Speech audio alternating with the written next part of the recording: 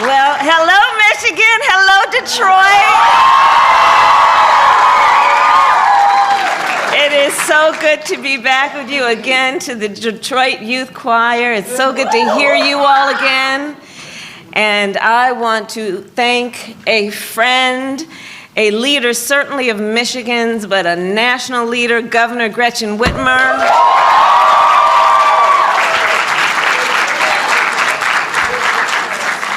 She really is an extraordinary leader on every level, and I'm so honored to share the stage with her today as we have before. Lieutenant Governor Garland Gilchrist, Congresswoman Brenda Lawrence, Congresswoman Rashida Tlaib, Mayor Mike Duggan, there you are. And all the other elected leaders, thank you for all that you do. It truly is good to be back. So I bring you all greetings from myself, of course, but also from your President, Joe Biden.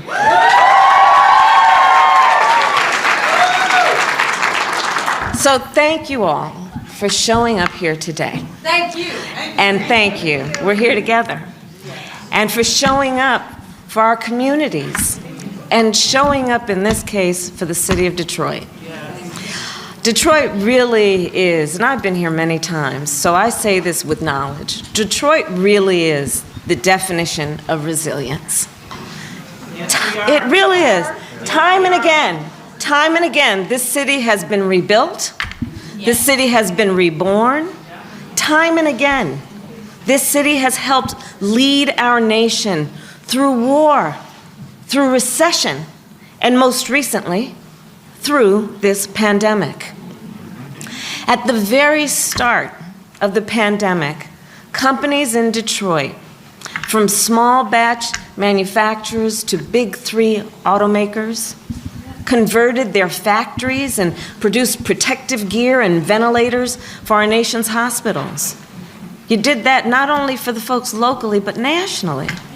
As COVID-19 cases rose, it was Detroit's frontline workers who worked around the clock.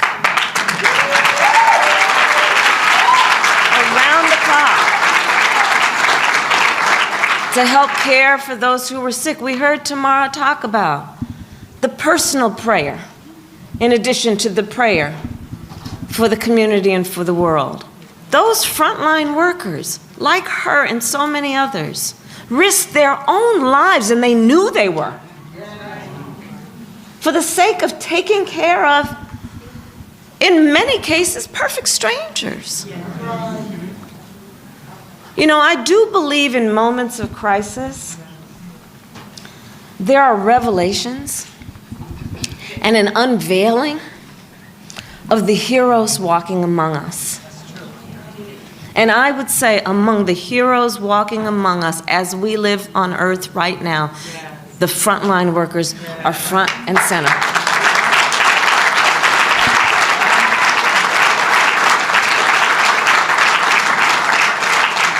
And here in Detroit, as families went hungry, Detroit's food markets worked in communities to help feed those in need. And again, I'll tell you a story. I've been traveling around the country, and I know it's true in Detroit as it is in other places, where I've heard stories about food distribution centers where folks would work and volunteer. Some had lost their jobs and they'd volunteer in the food distribution center. Others would volunteer their time. And because of the nature of COVID, the recipient would be in line in their car, sometimes for hours, and then when they drive up to the place where they were supposed to get the food, they'd pop their trunk, because of course there was no interaction, physical interaction, and the volunteer would look in the trunk, the empty trunk, and see there a handwritten note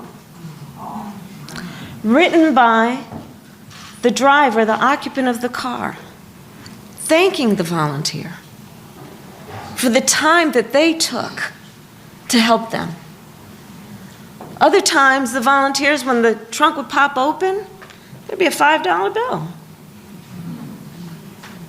People who had nothing, barely they could make it, and what little left they had, to thank the volunteers for the value of their time and their labor. These moments of crisis have in so many ways unveiled the grace, the dignity that each of us know we have and should give. So as we reflect Detroit on these days, these are the things I think about. As schools here in Detroit went virtual, Detroit teachers went the extra mile to educate the city's students.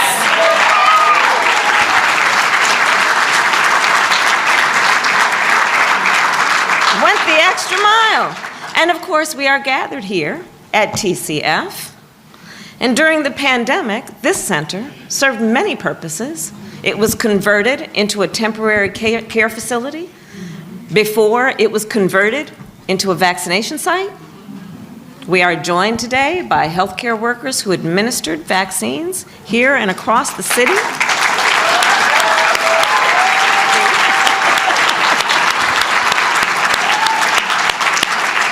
You are the heroes. You are among those heroes I was speaking of.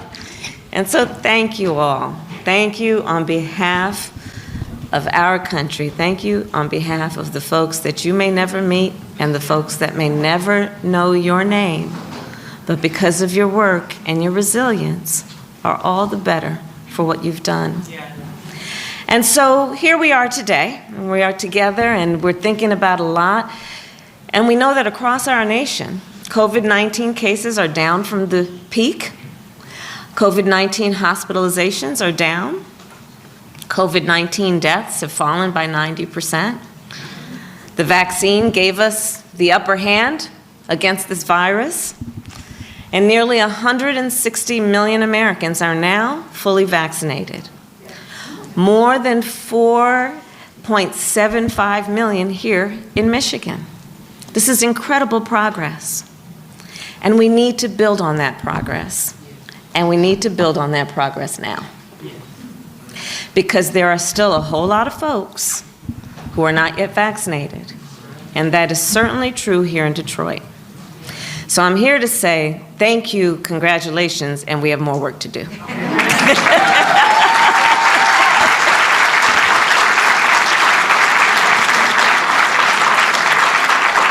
So the President and I, together with state and local officials like those here today, and I see the Secretary of State who's here, and thank you for your leadership,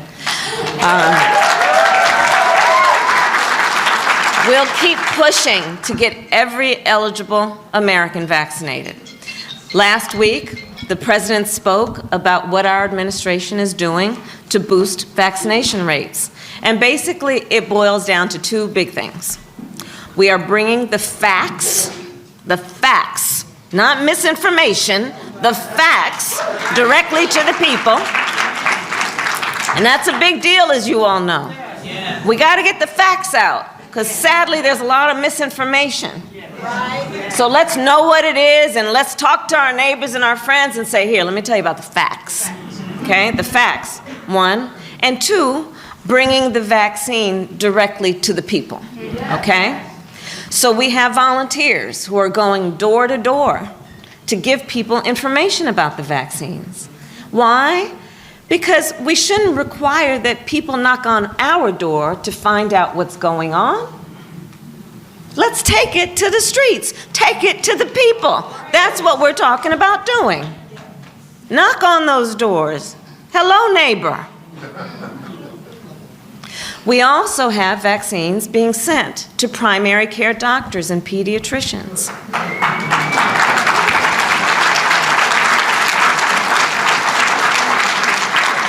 Pediatricians who so often will treat the child, and then as they're treating the child, look over at the mother or the father and say, well, how are you doing?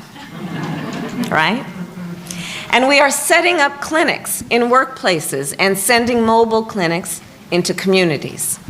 We are leaving no stone unturned because we know getting vaccinated, here's the thing, Getting vaccinated is the single best defense against COVID-19 and its variants. It's the single best defense. And folks, this Delta variant is no joke. Detroit, this Delta variant, it spreads faster, and it is in many cases reported to be much more serious in terms of its impact. And the vaccine will protect you from it. And here's how I know. Virtually every person who is in the hospital, sick with COVID-19 right now, is unvaccinated. I'm going to repeat that. Virtually, it's a fact. Pay attention. Virtually every person who is in the hospital right now, sick with COVID-19, is unvaccinated. And even more, regrettably, virtually every person who has recently died from COVID-19 was unvaccinated. The loss, the tragedy of that loss. Literally every person who has died from COVID-19 that we have recently been seeing was unvaccinated. You know, you hear doctors now talking about when they're treating someone in the hospital these days for COVID-19, and then they ask, well, have you been vaccinated? The kind of response they're getting, sometimes it's nonverbal, but it's kind of people looking down and saying, no, I haven't been vaccinated. So let's do this in a way that we don't judge anybody. We're not looking down on anybody. But we do want to give them the information because nobody should have to live with any kind of sense or feeling of regret when there's so much that's available to help them. You know, I got my second shot back in January, and I'm so glad I did. And of course, you know, I thought, oh, I can handle anything. But that next day, I was a little off for a couple, I was just not feeling so well that next day. But that was it. And then back to normal, right? So yes, okay, that's part of it. But it's just, a few hours, and it can save your life. It can save your life. In the words of your own Miguel Cabrera, he said that the shots are nowhere near as bad as the virus. Fact.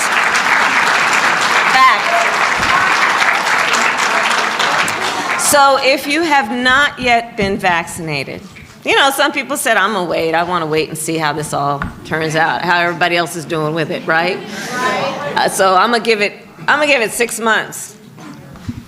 It's July.